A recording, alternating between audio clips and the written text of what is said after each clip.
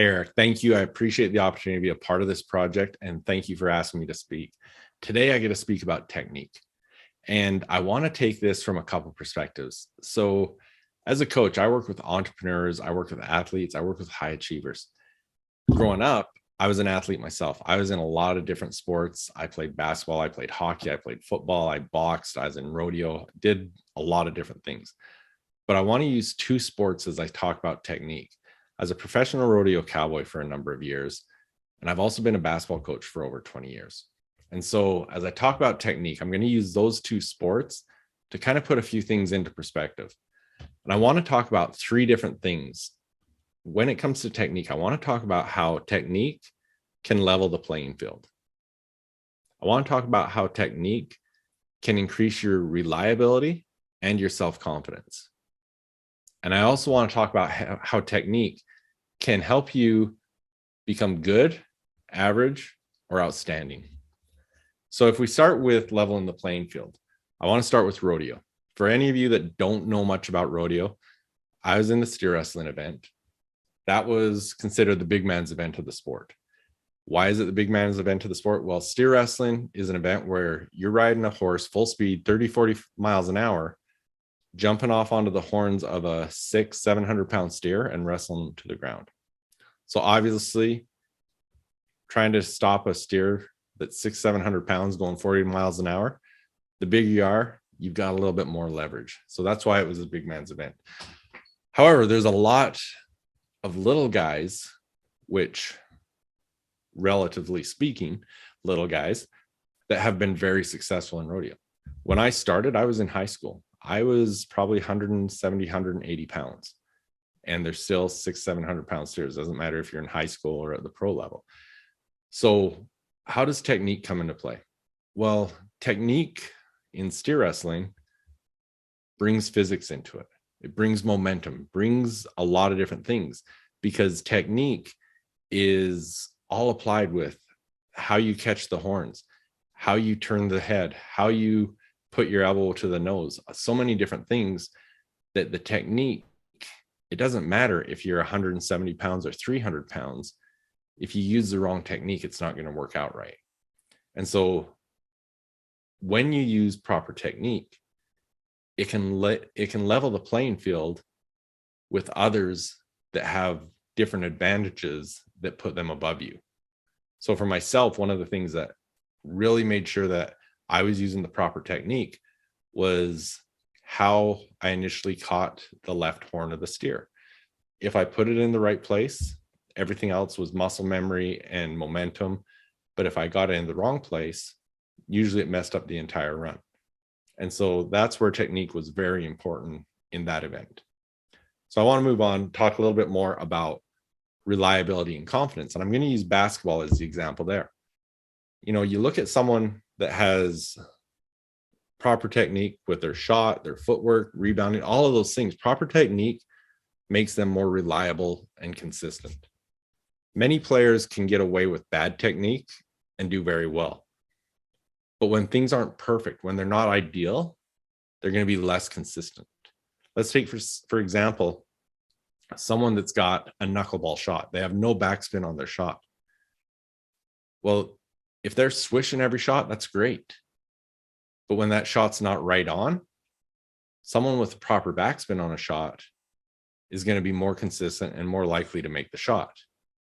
So how this is also building confidence is it creates a consistency. It creates a confidence because someone with good technique knows they're more likely to have the positive outcome. Now, in Tammy Matheny's book, The Confident Athlete, she has a great section that she talks about preparation. And I think this is one of the things with building confidence. Someone that's using proper technique, they build a trust within themselves. They're prepared for when they compete, and they have a higher level of confidence. In one of my podcast interviews, I interviewed Tyson Durfee, who is a world champion calf roper.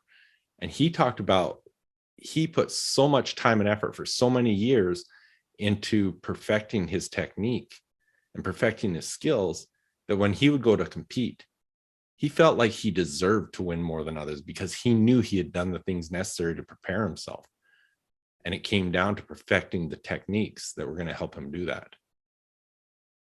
The third area, it makes you average, good, or outstanding. Well, in any sport, you can be good. In fact, you can be very good and still have poor technique. You can be the best on your team. You can be the best in your league.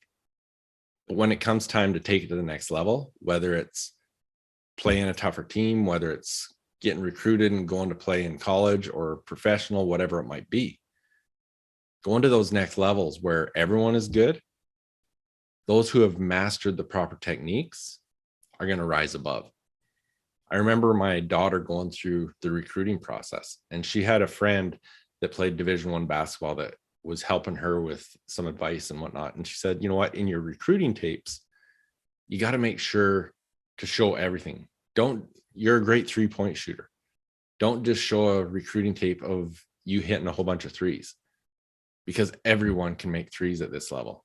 Everyone can shoot well. You've got to show that you've got great technique in your defense, in your playmaking, in your rebounding, all of the different things. You've got to show the whole gamut.